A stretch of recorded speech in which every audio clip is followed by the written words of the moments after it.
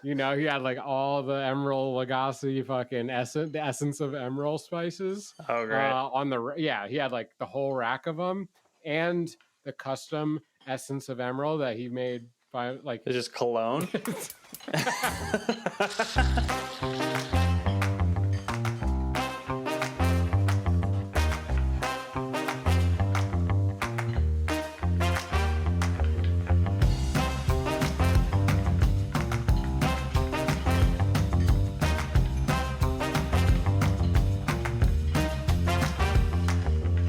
What is up, everyone?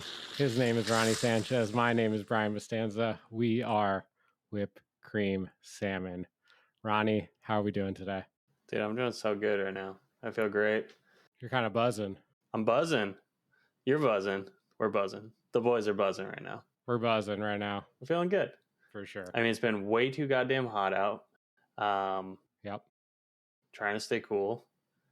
Got some beers. We got some beers. And yeah. We got some beers. We're going to drink some beers. We got a couple things lined up for today. Ronnie and I are going to dive into origin stories of himself and I think, right along the same lines as like Wolverine, Avengers type stuff. So that's really exciting. We are going to talk Idiot Sandwich as we do every week. Let's have a really good time.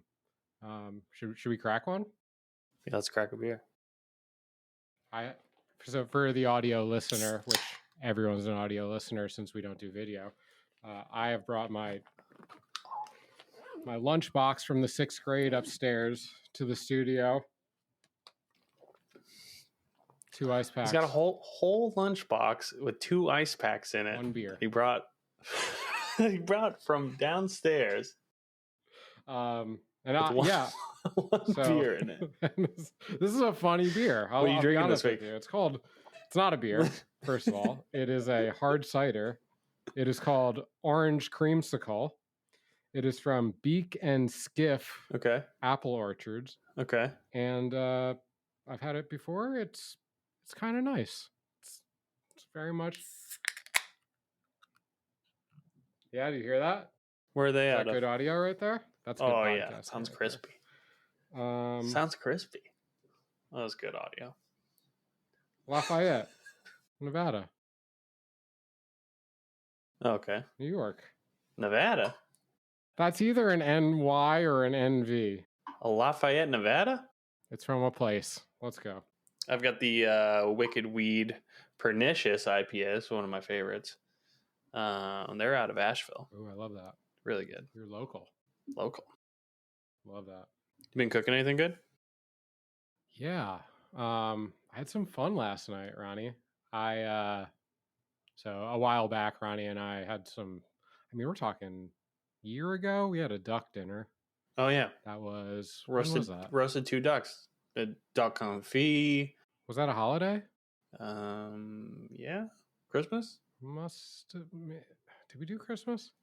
Anyway, we do some holidays. And I still had some duck fat in the freezer, and I wound up rendering some of that duck fat, and I made tortillas with that duck fat. Nice. And we did a little taco dinner with some duck fat tortillas, and it was a really good time. Hey, flour tortillas? Flour tortillas. That sounds good.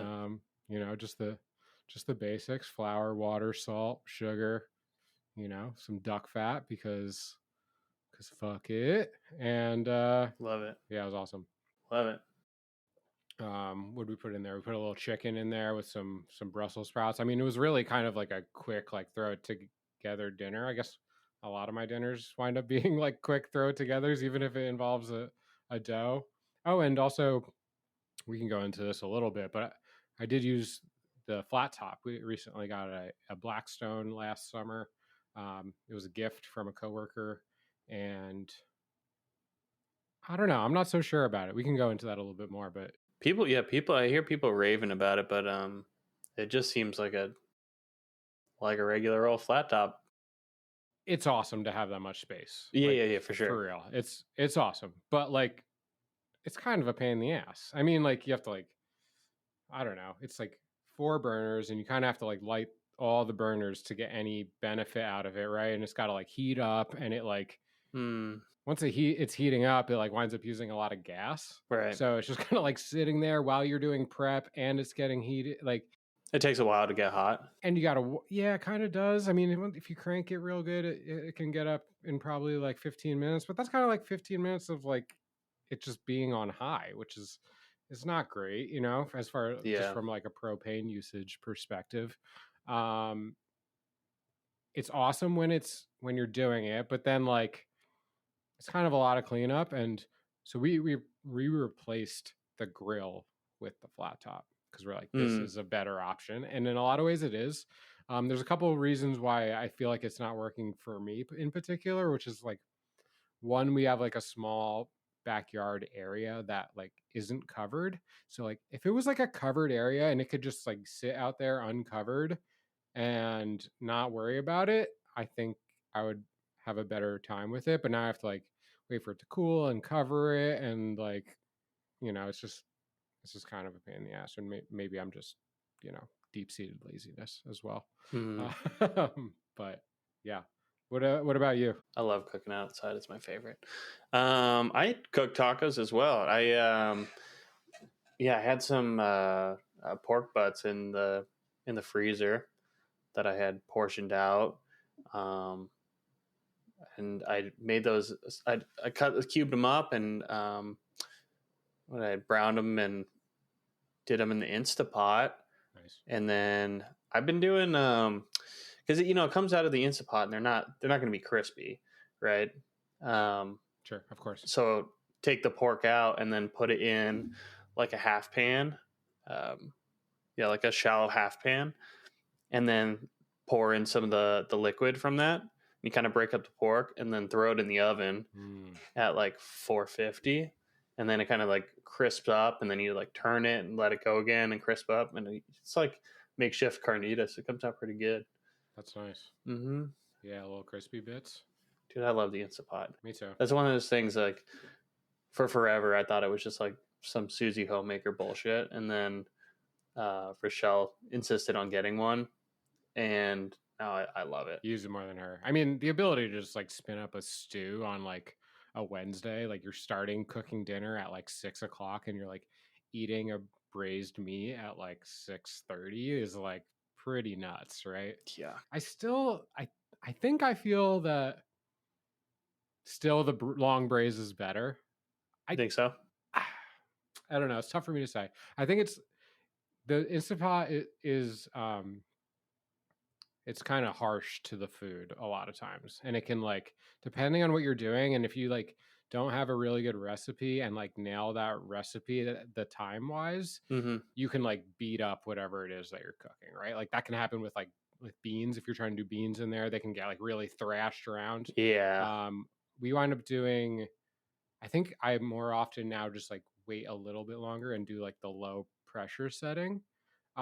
We've been doing like cabbage in there. We'll like throw like a whole big, like maybe like 2 heads of cabbage in there with like some chicken stock and some maybe like a little like tomato sauce, and then just like put those in there for like, I don't know, 16 minutes, but on like the low setting. And they've been coming out pretty good.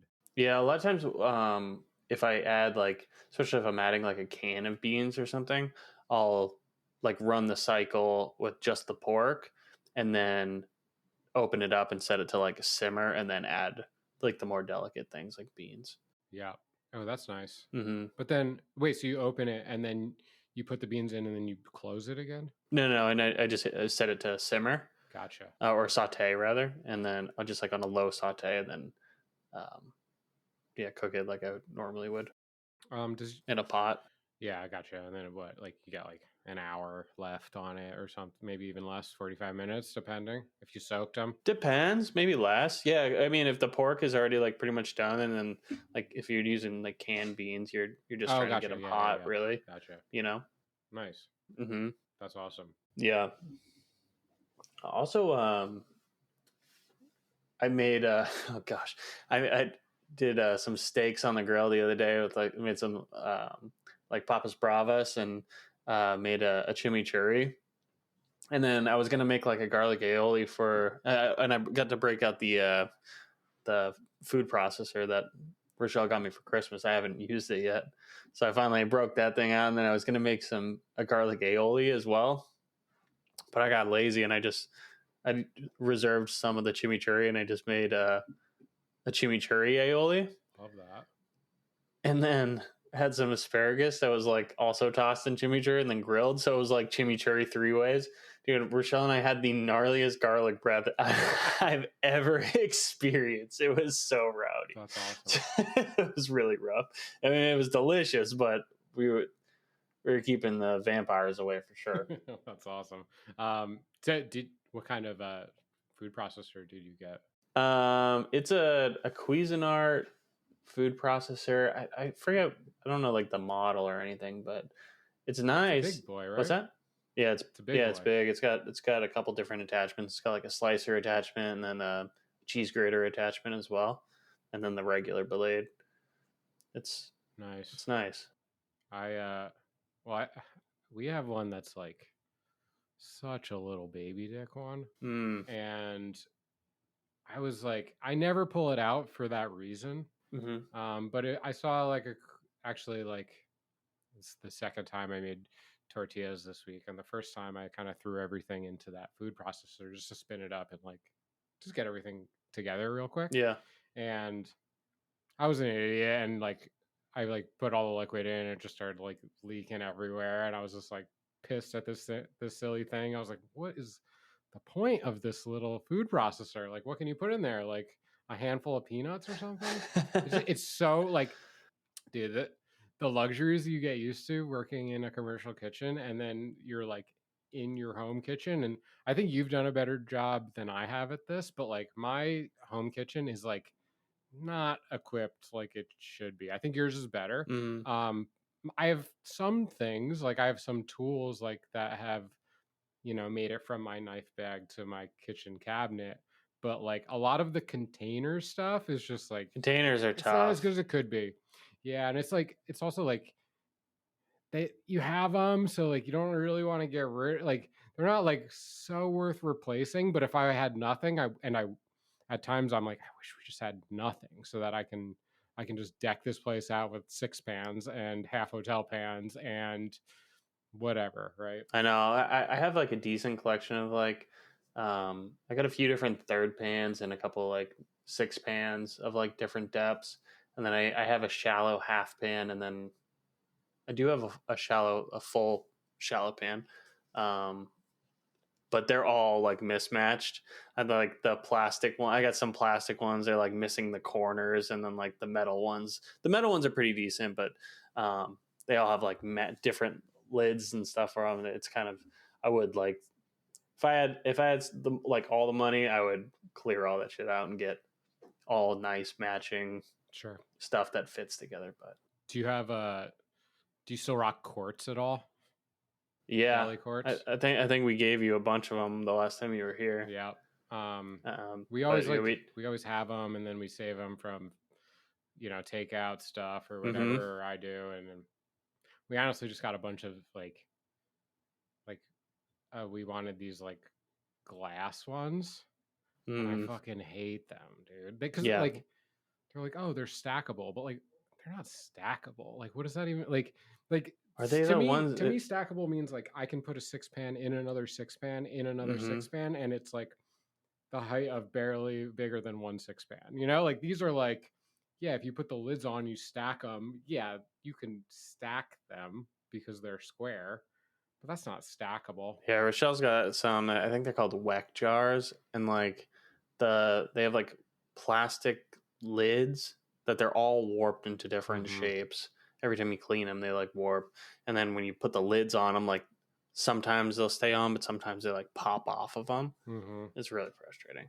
Yeah, I'd like to get rid of a lot of that shit that I have. The girls are going to get upset with this, but they don't want to listen when I talk about containers. And I'm passionate about my containers. And, Sam's passionate about containers too, but I think we picked the wrong ones. That's what I think.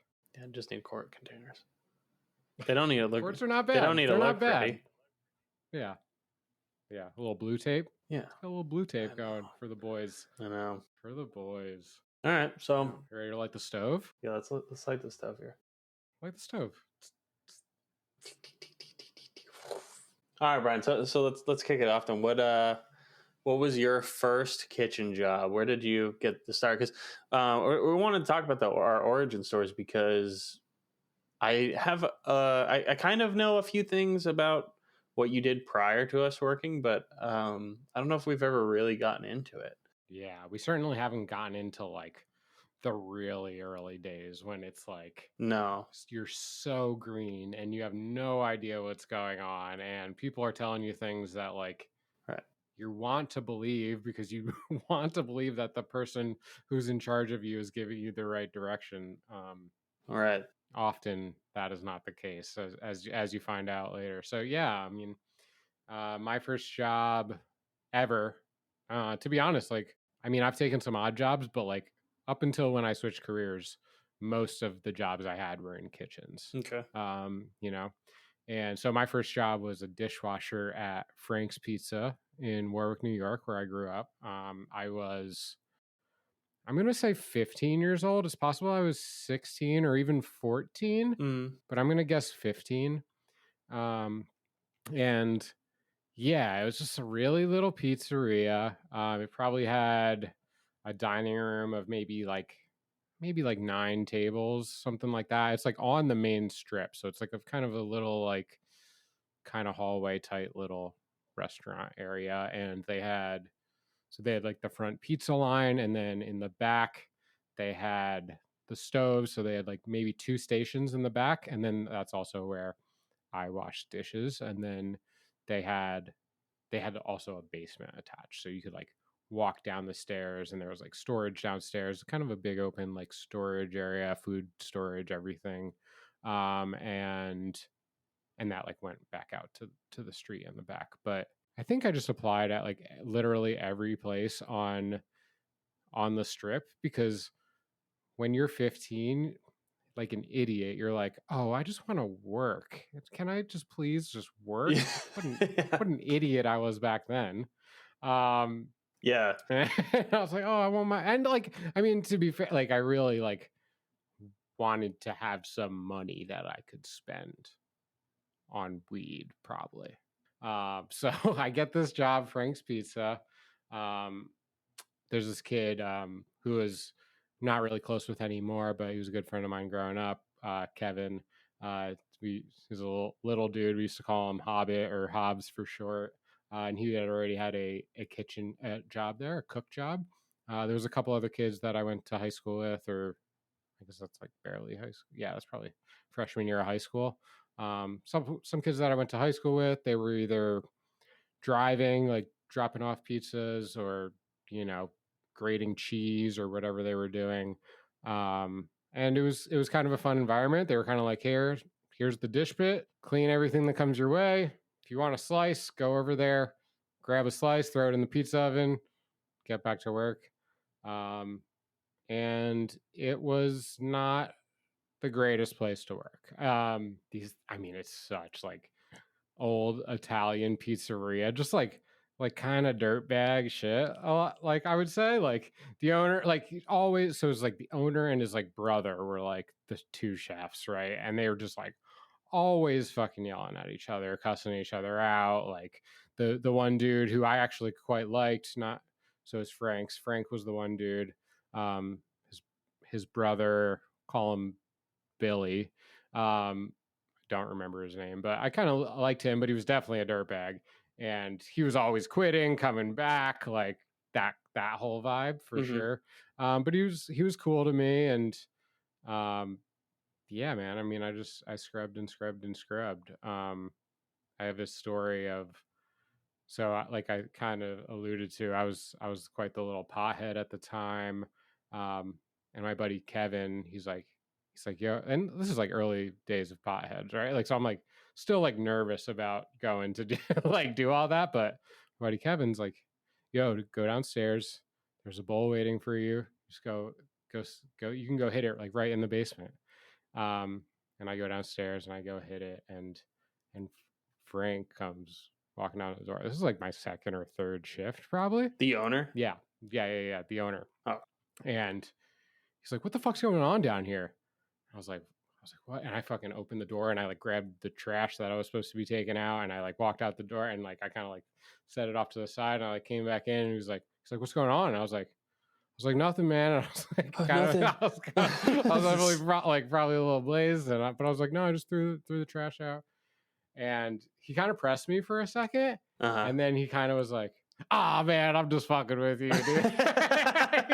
he's like, "We all smoke weed," and that was kind of a fun moment. And that was kind of my first introduction to like, I don't know, like feeling. I kind of said this last episode, but like feeling with a group of people that I kind of like saw life in the same way. And like, I mean, almost immediately when I was a dishwasher in this shitty pizzeria, I was like, oh, I saw like cooking as an option.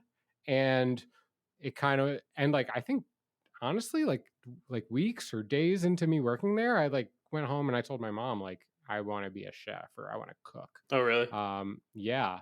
And it was really that quick. And like, yeah, then I start like, oh, you could do like vocational school and all that. But yeah, that was the first restaurant. It's kind of funny. Yeah, that's kind of funny because it wasn't my first job; it was my second job. But yeah, I was 15 when I started.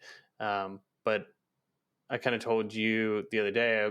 I walked into, it was a country club that was just kind of like, it was just like kind of like across the main street from where my parents lived. There was like a shitty little country club over there, and it was just kind of like the only thing that was walking distance from my house. So I walked over there, and like I walked into this restaurant that like I honestly didn't know what I was walking into, but kind of like what you were saying was like, I want to work, and like, so I walked over there and I was like looking for a manager. I was like, "Hi, like, sure. Can I have a job?" basically. And he was like, "Yeah, come back tomorrow. We need a busboy." And I had no idea what a busboy was. And I remember going home and asking my dad about it, like what a busboy is. And I can't remember exactly how that conversation went, but I just knew that I was going into work the next day, and I didn't know what my job was. I had no idea. Do your parents work in the service industry at all? No. At any point? No, never. I think my mom was like a bartender in Long Island, when she was like in her early 20s. Yeah, but mine either. I mean, my dad, he wound up like being an executive in like the business world. He worked for like Minolta for a minute. Same, my dad. I mean, he was also very into car stuff. That was like very much his life. So, but never restaurant work, which is so crazy because like almost everyone I know has at least like touched the restaurant industry in some capacity at some point, Right. Yeah, I'm really the only person in my entire family, like even extended family. I think I have one cousin that, and I have a big ass family. I think I have one cousin that worked as a cook for a little bit, like in college. But that's kind of it. And I have another cousin that he's a bartender, but anyway, so like, yeah, I walked into the restaurant. They said, "Come back tomorrow." And yeah, I just started working as a busboy. And then I got to work and I was like, in my buttoned up shirt and slacks and dress shoes or whatever. And they're like, it's like, I had no idea what to do. And so I was like, just kind of stand around and wait for instruction. And I was like, "What do I do?" And they were like, "Go fucking bust that table." What's bussing? I was like, "I don't know what that means." He's like, "Go fill up their glasses. Give them water. Like, go take their dirty plates off." And it really, I think it took them a minute to realize, like, I really had no idea what I was supposed to be doing, and I eventually got better at it. And I think I worked there. Well, I worked at the country club for a couple years, and eventually I left the restaurant and I went to go work in the cart barn at the golf course because I was way cooler. Way cooler. I mean, sure. Dude, the country club was pretty rough. I remember there was an event. It was like the third Thursday of every month, but it was called Widows and Widowers. And it was just like these ancient fucking 80, 90-year-olds come like wheeling themselves in there, and they sit down and like, dude, it was like all you could drink champagne, like bottomless mimosas. That was a tough place for a fucking 15 or 16-year-old kid that didn't know what he was doing, They were barking at you pretty good. First of all, it's so shitty to like hire a 15-year-old and expect them to just know the job that you want them to do. Like, Oh yeah. it's crazy. And I'll be honest, I've probably like been on the shitty side of that at times when I was not later in my career in the kitchen, but like early 20s, and had like an arrogance about me, and was kind of just like Right. shitting on on people who didn't know what they were doing. Like, that was 100% my attitude. Well, you hadn't learned how to like manage at that point either, you For know. sure. Yeah, like no context for that. It was like very much like whatever I'm doing is what matters. And like also like the people around me, the cooks that were around me had attitudes as well, which was part of the lure of the whole thing. Was like, oh, there's Mm-hmm. some attitude to this. And like in certain kitchens, you kind of better have an attitude, or you're gonna get passed up a little bit. Maybe that's not as true as it's definitely not as true as I saw it at the time, but I do think there's a little truth to like carrying an edge about you, and then that putting you into a better situation, whether that's like moving up to the next station that's available, right? Like the kids that like just sit around and kind of are quiet and are like doing their thing, they like are not gonna like get that promotion to that next spot. But if you like carry an attitude and you're like, I'm the fucking shit, I can do this, this, and this, I prep this, and I'm fucking fast at it, then like, I mean, that's showing initiative, but it's also like you see that there's like respect building around that a little bit, which is like, Mm-hmm. again, like shitty. Like I feel way differently about that now Yeah, absolutely. than I did then and in my 20s. But to even like, I mean, to hire a 15-year-old, this is like, Well, and what was so shitty about that too is because I didn't know that I was supposed to make tips even. So it was like a solid like 3 months into me working there. Maybe that's an exaggeration, but I know it was a while into me working there, at least, a few weeks at minimum. And one of the managers came up to me and was like, "Have you been getting tipped out?" I was like, "What?" Like, what's that? I didn't know that I was supposed to be getting tipped out. And it was like an older, busser that he had been there for 30 years or something. He was like an old guy. He was like 60 years old, this busser. And he was fucking stiffing me. He wasn't giving me any tips. it's real solid. Dude, I'm busting my ass out here. Every time I go back to the kitchen, they're huddled around eating something. They're chilling. Like, these guys are having way more fun than I'm having, And it was pretty much like an all Mexican crew back there. So, I was well out of my place.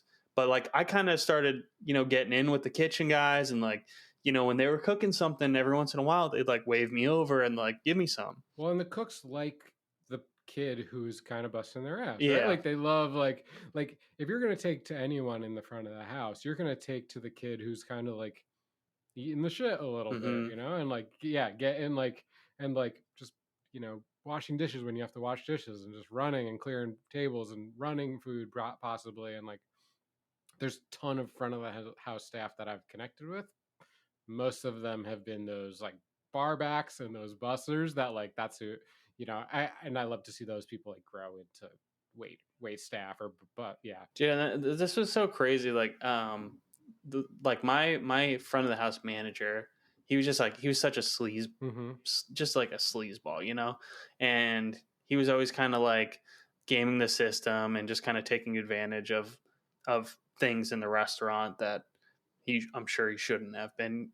And I remember he like went behind the line one time and he just kind of like threw himself together this bacon barbecue burger with fucking big onion rings, and I was like, damn, that looks so good. And then for some reason I thought that just gave me permission to go back there and fucking cook my own shit.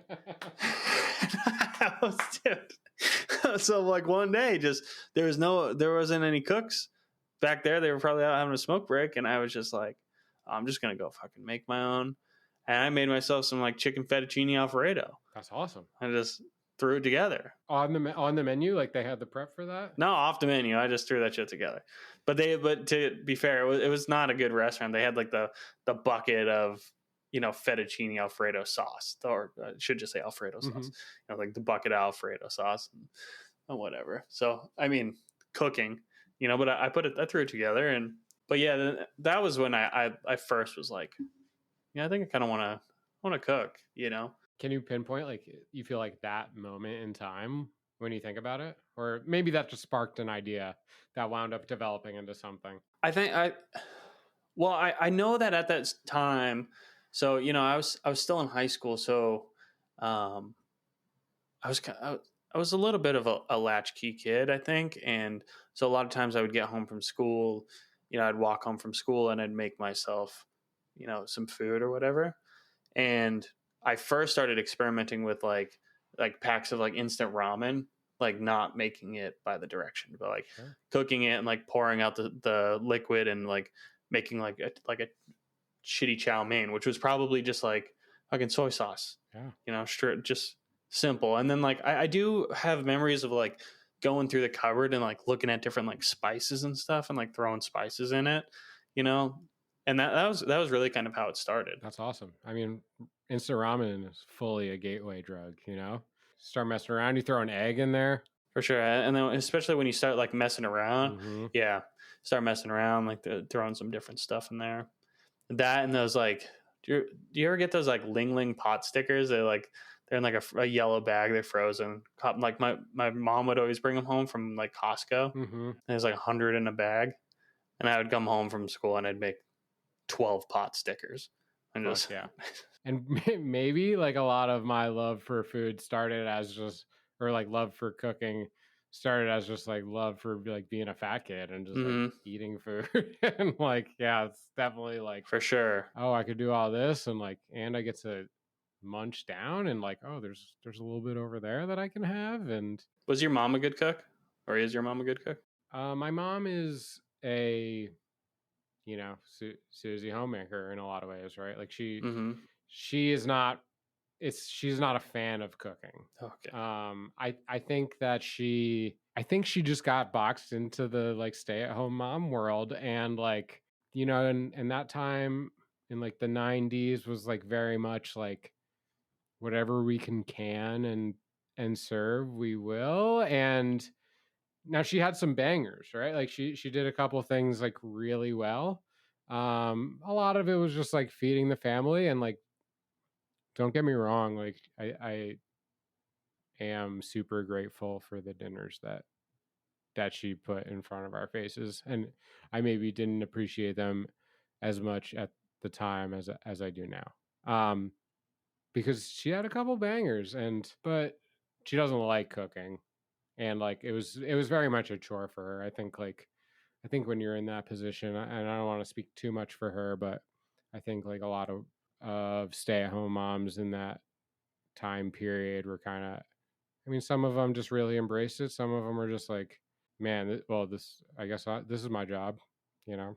Yeah. Was there something in specific that your mom would make all the time that back then you didn't like or didn't appreciate that now you appreciate more? Well, she has one recipe that I really like, which is she does this like chicken parm. I'm going to put air quotes in there, like chicken parm, and it's in a crock pot, and it's like bone-in chicken thighs with like red sauce, like store-bought red sauce. And just like right at the end, she like throws on like a bunch of mozzarella cheese on top of it, like slices of like good, like nicer mozzarella cheese. Mm-hmm. And it's kind of a bit like the braised chicken in red sauce is fucking delicious. It's like so good after like the 3-hour fucking crock pot. It's like a really, really good one. She did a clam sauce. But that was one that you always loved that one. Yeah. See, when I was a kid, my mom, she'd make her own pasta sauce. She'd freeze a bunch of it. And now I understand, like, that was a super easy dinner for us. But when I was a kid, I felt like I was having fucking spaghetti all the goddamn time. And I was like, dude, I was so sick of spaghetti. And a lot of times it'd be like, well, actually, she made, she would do the same thing with meatballs. She would make a bunch of meatballs and freeze them. And I love the meatballs, but the spaghetti, I was like, dude, I'm so fucking sick of spaghetti. But now, like, look, like, I really appreciate it because it's a really good sauce that she makes. But yeah, when I was a kid, I definitely didn't appreciate it as much as I do now. And it's maybe part of being older, but like now I can eat the same shit like every day. All like you give me like an okay taco or burrito, and I can eat that every day. For I can kind of eat tacos I kind of every do. day. I mean, it doesn't even have to be that good. And it's maybe like a lunch thing. Like I can do the same thing for lunch every day, but then I want to like eat something different for dinner, or I get bored with like dinners maybe. And then my dad, on the other hand, is was at work, but he had a little bit of the hobbiness to him, right? So like for him, since he didn't have to cook every day for the family, it was more fun for him. I mean, this is like the beginning days of Food Network generation, and he was like an Emeril Lagasse fan, and like had like he had like all the Emeril Lagasse fucking the essence of Emeril spices. Oh, great. He had like the whole rack of them, and the custom essence of Emeril that he made by like it's just cologne. The essence of Emeril Lagasse. No, it's a fucking that's so funny. It's like a spice rub. It's fine. It's actually like good, but like he was just into it, and he made like, but he wound up making like a really good jambalaya that was awesome. That was like, I mean, I'm sure directly from like Emeril's recipe, right? Like, but like braised like chicken, salt, like andouille, shrimp, like the whole dude. That was like my favorite shit, and like leftovers of that was like 100%. That was really good. I love jambalaya. Yeah, so good. And he also made a red sauce. So mom did red sauce a little bit, but dad made like a pretty good red sauce that he took from like my grandma's recipe. And grandma's a pretty good cook. Straight up like Italian grandma. Does like a lot of like the like Italian Christmas cookie stuff. We did like Easter bread, and we'd always have like pasta. We never did the full on like Christmas 7 fishes, but like we always had like a really good red sauce with every holiday. We always had like a roast of some kind, turkey for Thanksgiving. Yeah. Maybe like a crown roast for crown roast. Yeah. That's fancy. Like, that's straight out of the Grinch. That's what I picture every time. Or with the little frills on top of all the bones and stuff. She was a good cook and had some pretty good, good apps. Going to her grandma's was a pretty good time. Nice. Yeah, my mom's a solid cook too. My dad would man the grill, but he doesn't really cook too much. But he can grill. He likes to grill too. Isn't that so funny how that's like the man thing, the role of the dad? Like you have to like, and the mom like isn't allowed to touch the grill. It's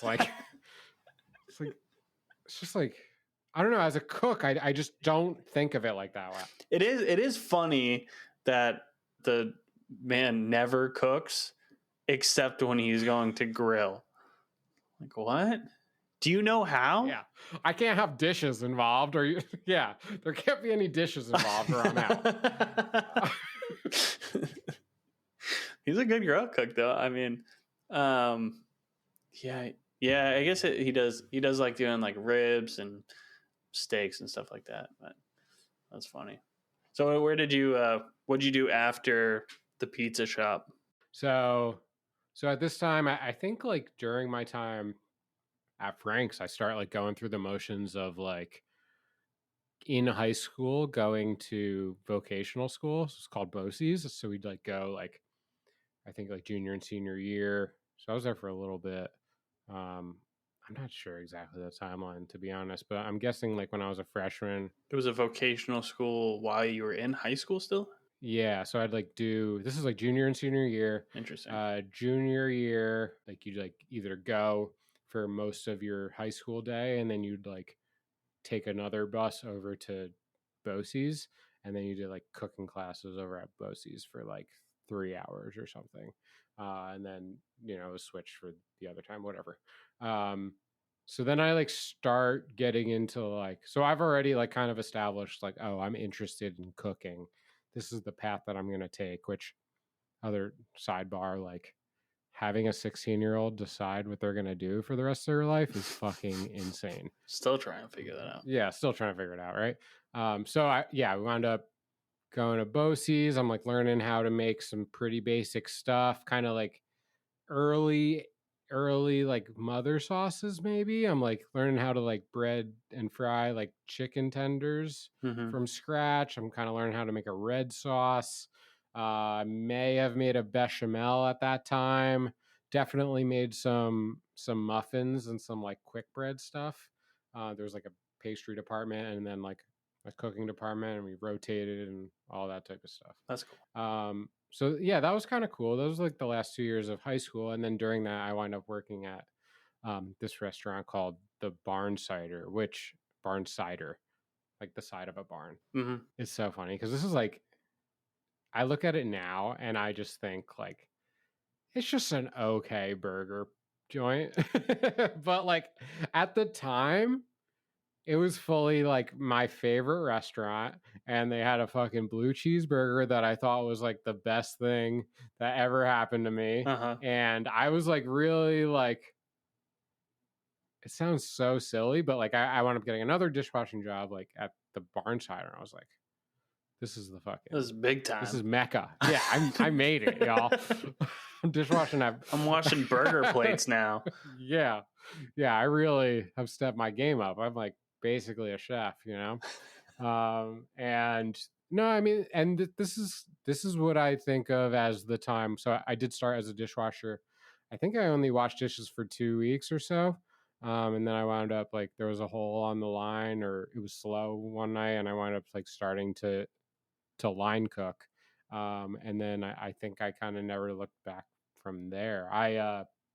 So like the pickup kind of stuff was still like microwaves on the line. There was a grill station that like I remember being so hard at the time, like not that hard of a station, but like sure was hard when I stepped on it for the first time. But that's not where I started. I started like on like the sandwich stations. We had like a Cubano that was like pre-prepped, so it was like they were like wrapped in plastic wrap as like a full sandwich, and you'd like put the whole thing in the microwave and heat it up, and then you'd pull it out, like slide it out of the plastic wrap condom and throw it onto the flat top to like crisp on the top and bottom. It's kind of great. There was a Rube in there. There was some steaks and some burgers and stuff like that. There were some salads. I think there wasn't even really a cold line. I think the salads like came out of, they were like pre-prepped in the reach in for the servers to grab. Yeah, the country club I worked at, the salad line, it was the servers that built the salads as well. Love that. Simple house salad. Yep, same. Yeah, but then I kind of got the taste, and I actually like, man, I can think back to the not the exact like day or anything, but I remember the feeling of like getting rocked for the first time. Not like rocked, but like handling. Oh yeah, like crushing busy for the first time. You know how it is in the kitchen. Like sometimes one station will get crushed and the other station's kind of chilling, and that can happen both ways, whatever. And I wind up the sandwich station is like very much like a 2-person station. It was like a busy restaurant, a lot of beers coming in, a lot of like biker crews rolling up and crushing beers and crushing burgers. And I remember being over there.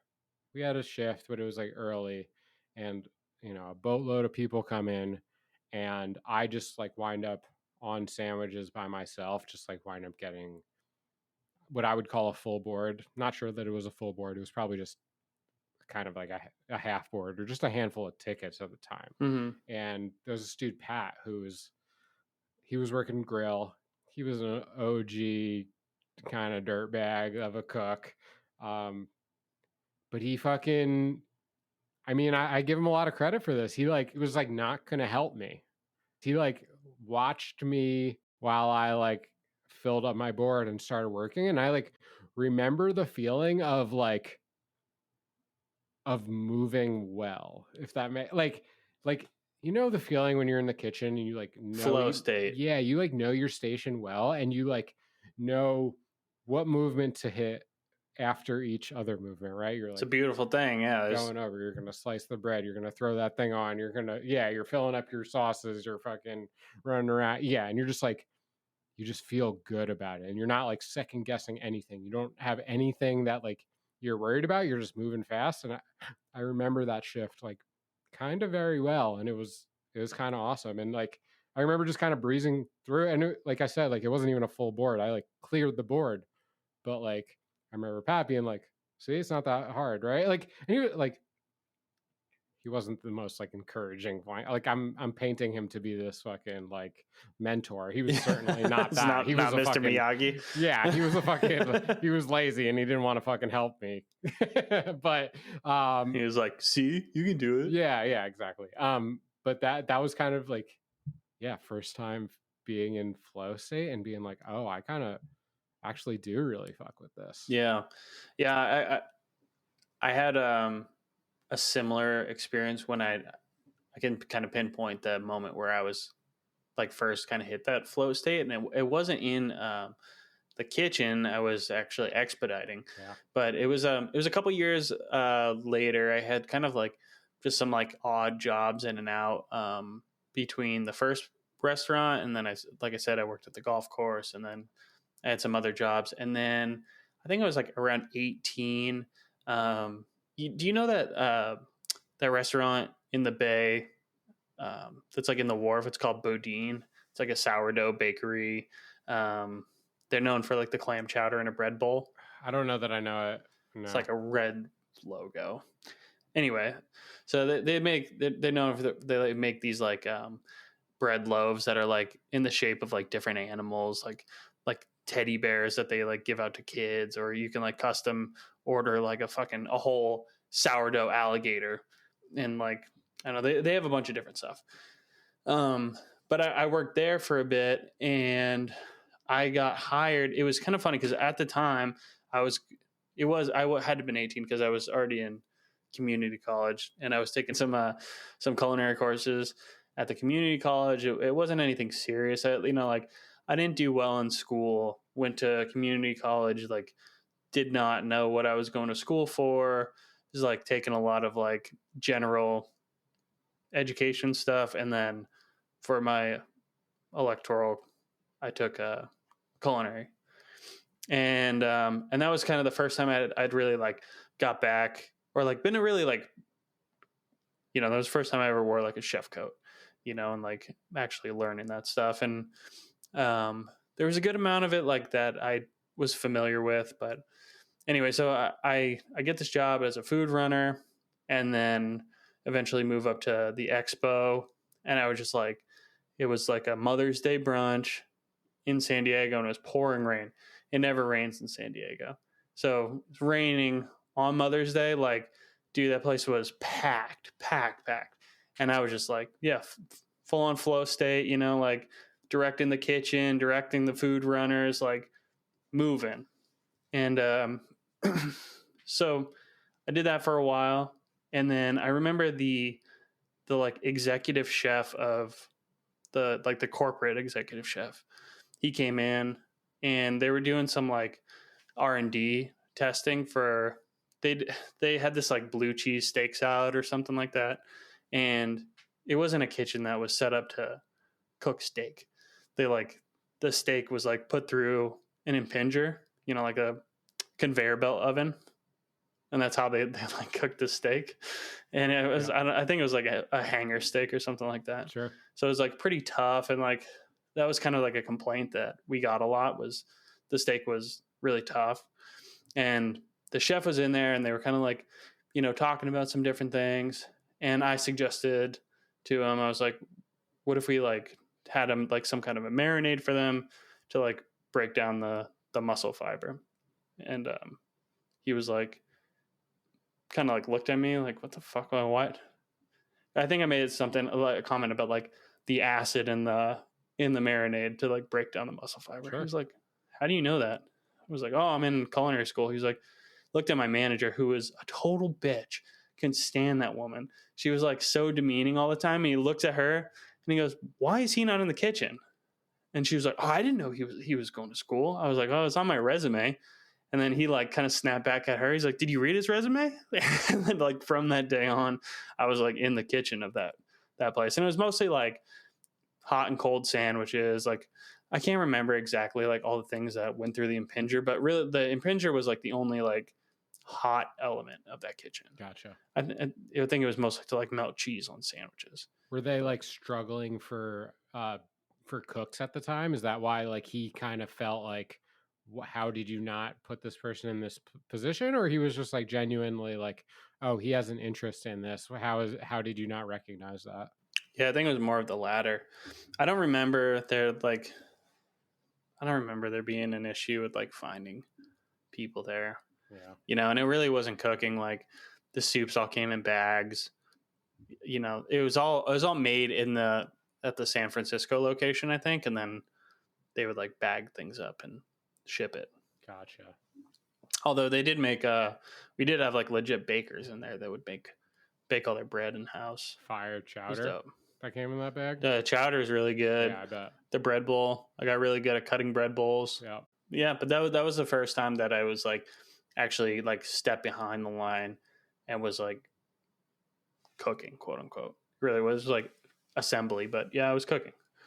You know. Did you feel like you like then caught that like we were talking about that flow state in that kitchen probably for the first time after? Yeah, I mean, it's kind of interesting because like I really took over that kitchen, and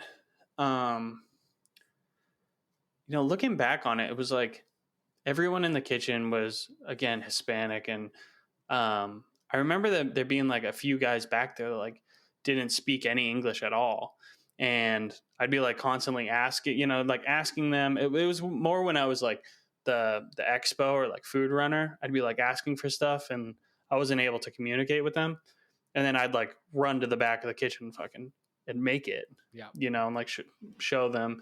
But yeah, after that chef came in that day, and then I started getting scheduled to work in the kitchen.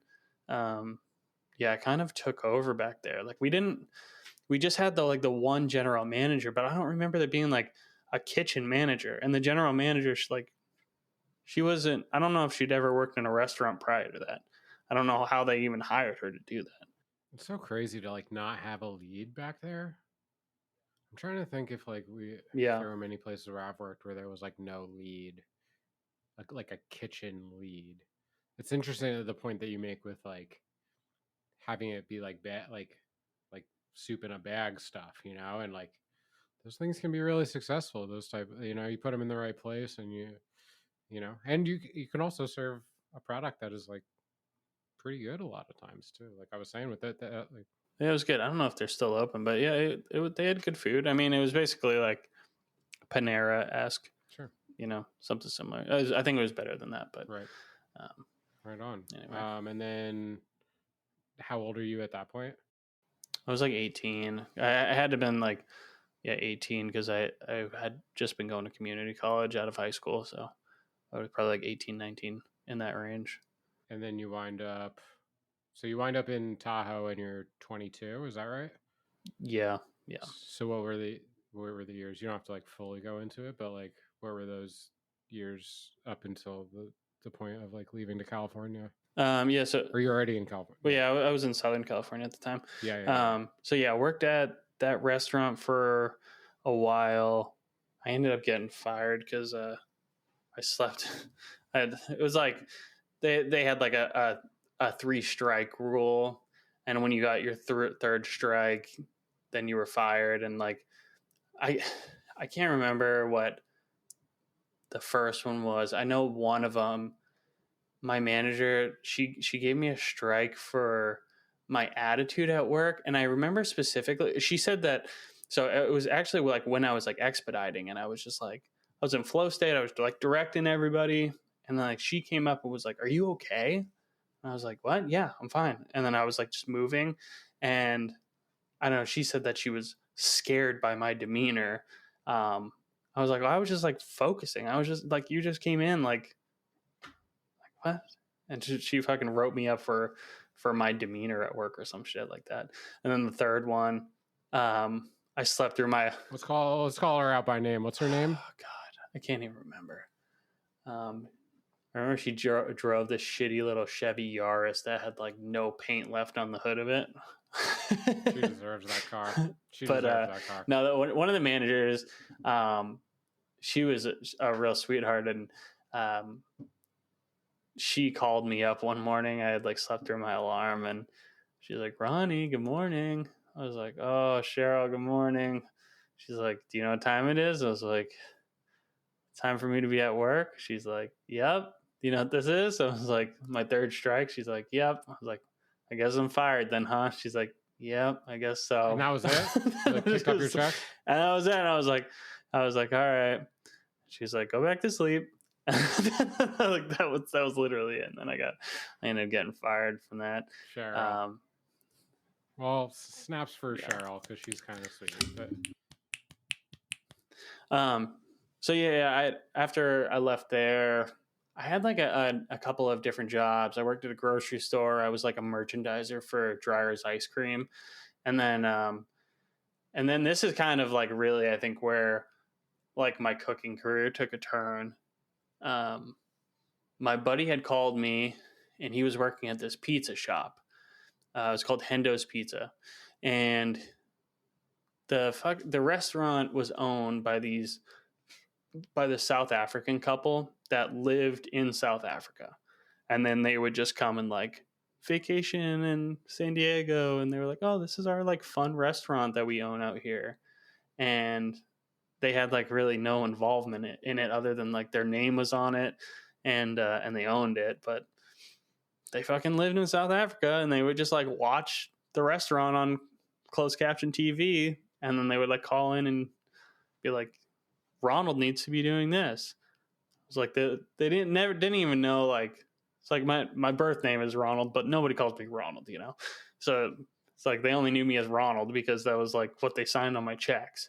The worst. And my buddy calls me up and he was like, "Hey, what are you doing tonight?" I was like, "I don't know what's going on." He's like, "Can you come work at the pizza place?" I was like, "Sure, I guess so." And so I go there, and it's him and this one other guy are the only people in the restaurant. This guy, Lucas, and Lucas is this like little fucking fire redhead, like angry Irishman. He was like short and stocky, super ripped, and he was just like pissed off all the time. Like, yeah, we ended up become like good friends with him, but he was just like really rough around the edges, like real short fuse. And so anyway, I came and I started working with them because all of the cooks and everybody that worked in the back of the house, they ended up getting deported. And I guess like all of them? Yeah, I guess like the spot, all they of them came in and raided the place? They came in and raided the place. Pussies on the pavement, fellas. Dude. And so it was just really the three of us. There was like a front of the house like bartender, and then like one or two servers that worked there like part-time. It was a small pizza shop. There's probably like, I don't know, 15 seats in there, you know? And then from that moment I started working there, and the three of us essentially were like running that restaurant.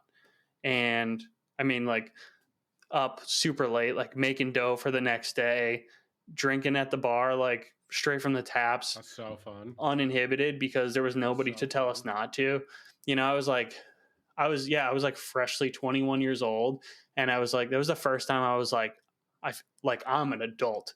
Like I felt like, you know, like I was like unrestricted. We would like smoke weed out back, fucking crank tunes in the kitchen. And it was just like, it was super fucking rowdy, like between the three of us. And there was like Lucas was like fucking the bartender, and like it was just like it was pretty wild. And like we really didn't have anybody. Like we would constantly get like angry phone calls from the owners, like whenever they would like tune in to see what we were doing, but there wasn't really anything they could do because they weren't here. And sure, fucking if it wasn't us doing it, then there was nobody to work there.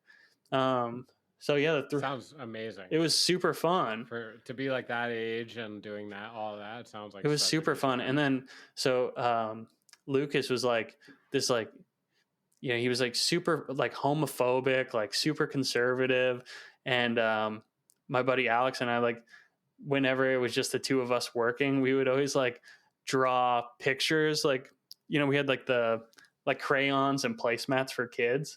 And so we would draw like stick figure pictures of like the three of us holding hands with like a rainbow over it, and like make it look like a little kid drew it or something. And we'd hang it up.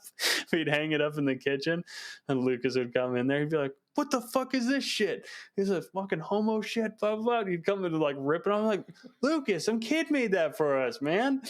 And he get all worked up, all bent out of shape. That shit was so fucking funny. That's so but funny. And then from there we moved up to Tahoe. But yeah, that place like really kind of like kicked off, like, where I was like, dude, being a chef, being a cook, like whatever, like this is awesome. Yeah. We're like rebels, you know, like we were just doing our own thing back there, and like pirate shit. Yeah. Lucas would like, first of all, Lucas was a year older than us. He was 22, and he would just like assume the role of like our boss. And every once in a while he'd be like, come in and be like, he was going to like put the hammer down on us, you know? And he'd be like, no more smoking weed at work. No more doing this, blah, blah. And I remember one day, like, so one of the servers, he could like, Lucas just gets done like ripping into us about smoking weed at work. And then he leaves. He was like leaving for the night. It was just me and Alex, and then this kid, Adrian. His name was Adrian. He was just straight up stony, like Southern California surfer bro. And he comes in. He's like, "What's up, boys?" And he's got this fat doobie. You know, he's like, let's talk, whatever. And so we go out back, and we're smoking this fat joint, and it's like the sun is low in the sky. And so the smoke cloud behind the building is just like illuminated by the sun. And all of a sudden, fucking Lucas comes screaming back into the restaurant. He like kicks open the door. He's like, "Jesus fucking Christ, fellas! I thought the restaurant was on fire." But when Adrian, the kid was always so stoned, his eyes were fucking closed. And on the last day, because Alex and I, we moved to Tahoe together, so we both ended up leaving that restaurant at the same time. But we were saying goodbye to Adrian. We're like, "Yeah, man, we're leaving. Like, this is our last day." Like, he's like, "Oh man, well, I'll see you guys later." And we're like, "See you, bye forever." And he just like walked out the door, dude. Never saw him again. No, never saw him we'll again. See him again. We'll see him later, I would love to. It'd be so fucking funny. That'd be awesome. Yeah, that kid was fucking a riot. Maybe next time we'll get into more of actually turning the page and starting to pick up some skills and stuff like that.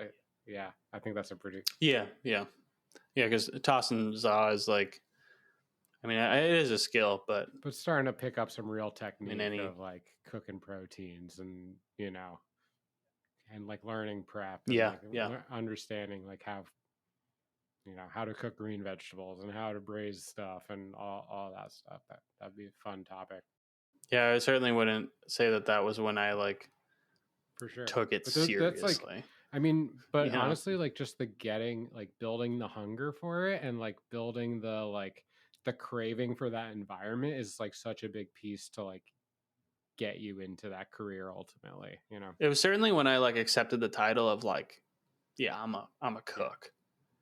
You know, I'm a pirate. Sure. I was like, this is badass. We fucking smoke weed at work. I get to drink after work. We fucking bring the Xbox and play on the bar TV after work.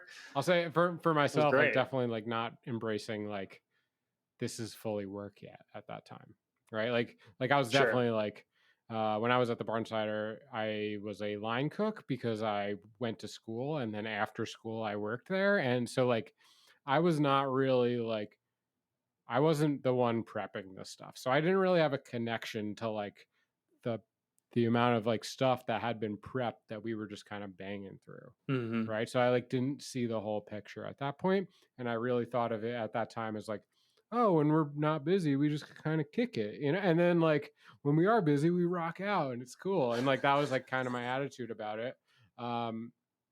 Yeah, which you know kind of eventually grew out of a little bit, but still kind of have a little taste for that too. Yeah, definitely. All right, man. Is it time? What are you? Idiot. You stupid idiot! I'm an idiot sandwich. You're an idiot! Of all the idiots, you stand alone. You got one? I do have one, and you're gonna know this one, which is exciting.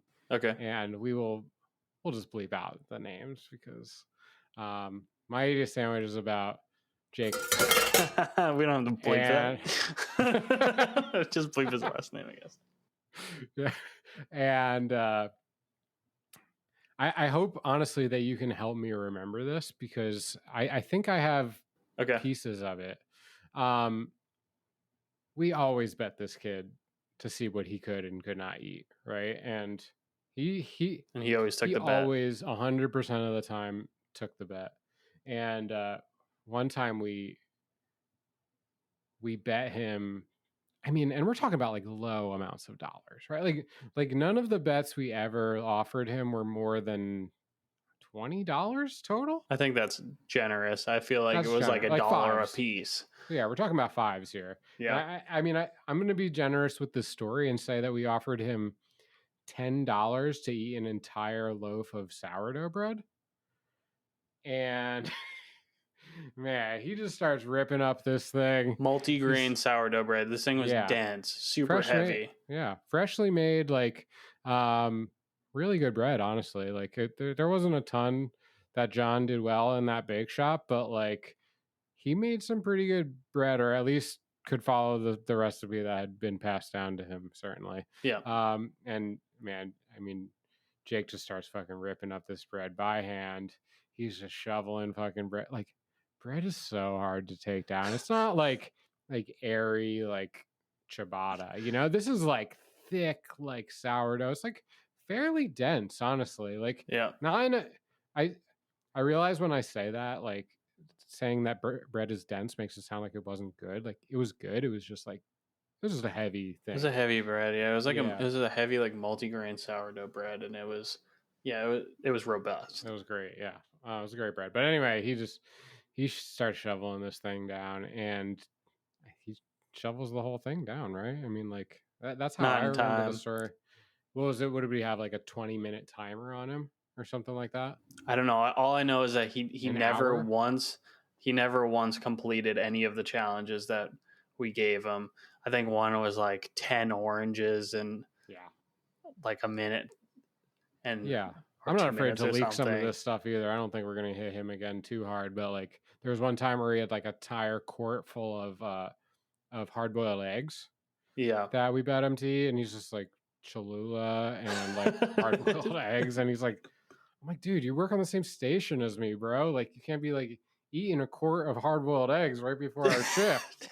Well, his biggest folly was that he never tried to negotiate like the terms of like how many minutes he had to do it in, or like it was always just the first offer. I was like, Jake, you think you eat this whole loaf of bread in 3 minutes? I was like, done. Yeah. And then we would just sit around and watch him fail at these challenges over and over again. Yeah, a little bit of just straight up ambition, and I can do this, which he couldn't. A little bit of, we talked about this in the pilot episode a little bit, but just like broke boy life. Like if I can cop an extra $10 for a couple more beers at the Dub, I'm gonna go for that. Yeah, like you said, like didn't finish anything in time, and had a tummy ache often. Mm-hmm. So yeah, Jake gets my idiot sandwich this week. Way to go, Jake. Way to go, Jake. Proud of you, bud. My idiot sandwich, I can't remember the name of this dishwasher, so I'm going to call him Christopher. But Christopher he's just like tall, lanky skier kid. Got a job at a restaurant as the dishwasher. I'm pretty sure it was the first restaurant he'd ever worked at. And anyway, so I'm searing off a whole bunch of lamb shanks for a braise. And so I've got these lamb shanks, and I've got like all like the, the mirepoix prepped, and it's all in like a big ass roasting pan. And I'm like carried over, and I set it on the prep table, like the prep table in between the Garmin J and like the bar. Mm-hmm. So there's like a prep area there. And on the prep area, that was usually where family meal would go out. And I set it on the prep table, and then like I run next door to grab a bottle of wine for the, or maybe I just ran down to dry storage. I go to like, I'm filling up like a quart container or something, or like a pitcher of boxed wine for the braise. And when I come back up, between me setting it down and going down to dry storage, whoever was putting out family meal had set out family meal right next to it. And I mean, it was like 30 seconds had passed. It wasn't like it was sitting there for a long time. And I turn around and I come back up, and I go to like pour the pitcher of wine into the braise, and I like looking at this pan, and there's like clearly one missing from the set. And I like look around, and Christopher is leaning up against the wall, just tearing into this thing like it's a fucking Disneyland turkey leg. And it's mostly raw. I mean, it's just been seared on the outside. It's a fucking big ass lamb shank, and he's just like pulling. He's just got his teeth, and he's like pulling on it. And then I yell at him, like, Christopher. He like turns to, what? I'm like, what the fuck are you doing? He was like, what? You think it was like, good? that's not family meal, bro. Well, how was I supposed to know? I was like, have you ever seen us put something like that out for family meal? Like, when was the last time we put out lamb shanks for family meal, bro? Oh my God. So fucking Christopher, you wear the crown this week, idiot sandwich. Clap it up for Christopher. Good job, Christopher. Is that the same kid that used to like wear like a full fit like Jordans on to the dish pit? No, he was a dirtball. Oh, I do know who you're talking about. I didn't work with this kid, but I just have heard of him from like, I think Jack told me. I think you've probably spoke about this kid too. No, it wasn't him. Now you had me second guessing, but no, I don't think it was him. It was a different kid. That they do kind of look similar, but yeah, he was a dirtball. Christopher, Jake, enjoy your sandwiches, boys. Great job. Yeah, you'll be getting a check in the mail for $0. All right, that's all we got this week. Thank you everybody for listening. If you're still listening to us, we appreciate it. And yeah, we'll be back next week, same place, same time. Love you. We love you, and peace out.